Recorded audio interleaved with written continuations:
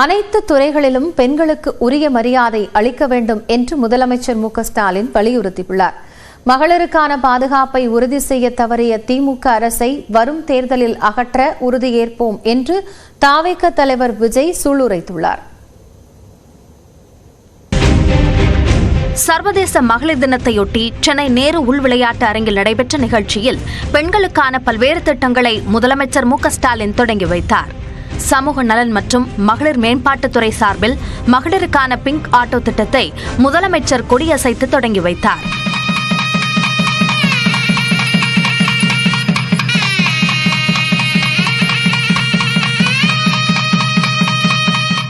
இந்த திட்டத்தின் கீழ் 100 மகளிருக்கு பிங்க் நிற ஆட்டோக்கள் வழங்கப்பட்டுள்ளன. இதேபோன்று சுற்றுச்சூழல் மற்றும் காலநிலை மாற்றத்துறை சார்பில் சுய உதவிக்குழு மகளிருக்கு 50 மின் ஆட்டோக்கள், தொழிலாளர் நலத்துறை சார்பில் மகளிருக்கு 100 ஆட்டோக்களின் சேவையையும் முதலமைச்சர் தொடங்கி வைத்தார். மகளிர் தினத்தையொட்டி நடைபெற்ற கலை நிகழ்ச்சிகளையும் முதலமைச்சர் பார்வையிட்டார். முதலாவதாக தமிழ்நாடு காவல்துறை சார்பில் பெண் அதிரடிப்படையினரின் சாகச நிகழ்ச்சி நடைபெற்றது.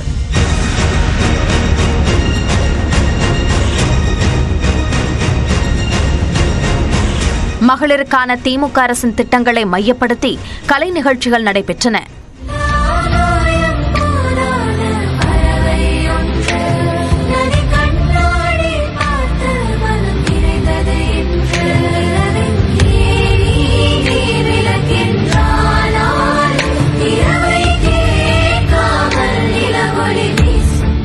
இந்த நிகழ்ச்சியில் பேசிய முதலமைச்சர் மு.க.ஸ்டாலின் காஞ்சிபுரம், ஈரோடு, நாகப்பட்டினம் உட்பட 9 மாவட்டங்களில் 72 கோடி ரூபாய் மதிப்பீட்டில் 700 படுக்கைகளுடன் தோழி விடுதிகள் அமைக்கப்படும் என்று அறிவித்தார்.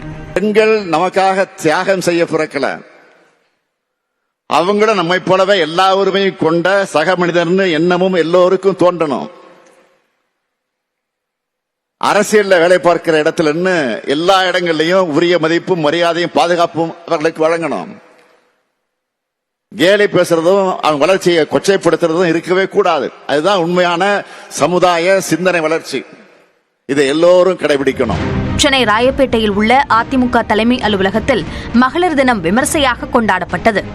அக்கட்சியின் பொதுச் செயலாளர் எடப்பாடி பழனிசாமி பிரம்மாண்ட கேக் வெட்டி மகளிர் அணியினருக்கு வழங்கினார்.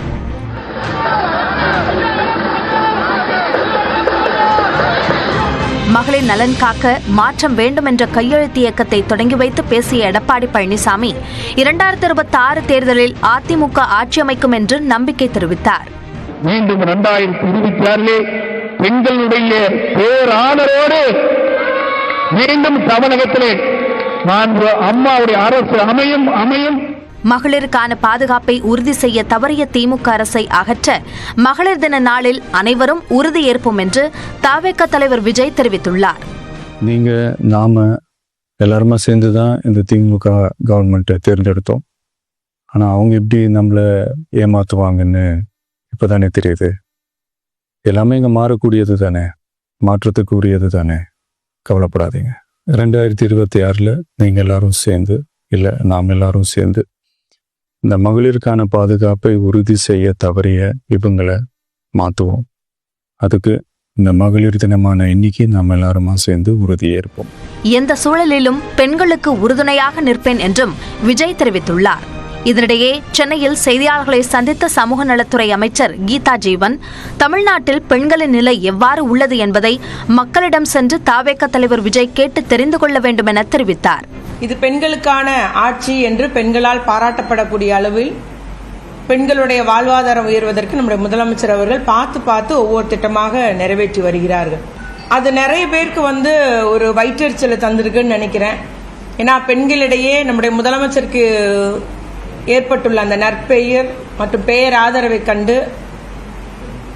அவர்களும் பச்சை பொய்யை கூறி வருகிறார்கள். இந்த மாநிலம் இப்படி இருக்கு அப்படி இருக்குன்னு பச்சை பொய்யை சொல்றாங்கன்னு தான் நான் சொல்ல விரும்புவேன். உண்மையான நிலைமை வேற. அவருக்கும் சேர்த்து தான் நான் இன்னைக்கு பேசியிருக்கிறேன். திட்டங்கள் எல்லாம் அவர் தெரிஞ்சுக்கணும், எப்படி இருக்குன்றத தெரிஞ்சுக்கணும், கிராஸ் ரூட் லெவல்ல போகணும், மக்கள்கிட்ட கேட்டு அறிய சொல்லுங்க, பெண்கள்கிட்ட பேச சொல்லுங்க, பெண்கள்கிட்ட இப்ப எப்படி நிலை இருக்குன்னு கேட்டு சொல்லுங்க. பொதுமக்களின் நலன் சார்ந்ததே அரசியல் என்றும் வெறும் அறிக்கை விடுவது அல்ல என்றும் கீதா ஜீவன் கூறினார். உலக மகளிர் தினத்தை ஒட்டி முதலமைச்சர் ஸ்டாலின் பிங்க் ஆட்டோ திட்டத்தை தொடங்கி வைத்தார். ஆட்டோ ஓட்டுநர் அவதாரம் எடுத்த பெண்கள் நியூஸ் 18 தமிழ்நாடு தொலைக்காட்சியிடம் தெரிவித்த கருத்துக்களை இனி பார்க்கலாம். இதுக்கு முன்னாடி பாத்தீங்கன்னா நான் ஒரு ஹாஸ்பிட்டல்ல 5 இயர்ஸா ஒர்க் பண்ணிட்டு இருந்தேன். அதுல பாத்தீங்கன்னா வருமானம் எனக்கு மாசம் 10,000 தான் சம்பளம். ஆனா இப்ப பாத்தீங்கன்னா முதலமைச்சர் ஐயா எங்களுக்கு மானியத்துல ஆட்டோ தராரு. நான் ஒரு சேல்ஸ் கேர்ல தான் ஒர்க் பண்ணிட்டு இருந்தேன். அதுல பாத்தீங்கன்னா டைமிங் ரொம்ப இன்க்ரீஸா இருந்தது. அதனால எனக்கு அந்த ஜாப் செட் ஆகல. அதனால நம்ம சொந்தமா எதனா ஒரு முயற்சி பண்ணுவோம் அப்படின்னு பார்த்தா ஓகே நம்ம என்ன பண்ணலாம், வீட்டையும் பார்க்கணும், பட் நம்ம மந்த்லி இன்கமும் வேணும் அப்படின்னும் போது சரி ஆட்டோ ஃபீல்டுக்கு வந்தேன். பட் இது ஒரு எனக்கு ட்ரீமும் கூட. குடும்ப சூழ்நிலைக்காக நாங்க பெண்களா இது ஒரு தைரியமா ஓட்டணும், எங்களோட வாழ்வின் தவறத்தை நாங்க தக்க வச்சுக்கணும் அப்படின்றதுக்காக இதை நாங்க ட்ரை பண்ணோம். ஐடி கம்பெனில இருந்து வராங்க, அவங்கள கூட்டிட்டு போய் விட்டுருவோம், வீட்லயே பத்திரமா போவோம். அதனாலதான் வந்து பிங்க் ஆட்டோ இது பண்ணிருக்கோம். இன்னொன்னு அவங்களுக்கு அத்தியாவசிய தேவை, ஒரு நாப்கின் வேணும், அதுவும் எங்க வண்டியில இருக்கு. அவங்களுக்கு என்ன இப்ப வேணும்ன்ற தண்ணி கேன் இருக்கு, என்ன எமர்ஜென்சி வேணுமோ வெளியே போய் நிறுத்தி வாங்க வேண்டாம், எங்க கிட்ட எல்லாமே இருக்கு. இது எங்க வாழ்க்கை தரத்தை உயர்த்த எங்களுக்கு ரொம்ப பயனுள்ளதா இருக்குது. இதுல நாங்க எந்த ஏரியால வேணாலும் நாங்க நினைக்கிற மாதிரி கடை போட்டு பிழைக்கலாம். நல்ல பெனிஃபிட்டான ஒரு வண்டி. பெண்களால எல்லாமே முடியும், ஆனா நாங்களும் ஓட்டுவோம் வண்டி. அதனால என் பிள்ளைங்களுக்காக எங்க குடும்பத்துக்காக நாங்க ஓட்டுறோம் சார்.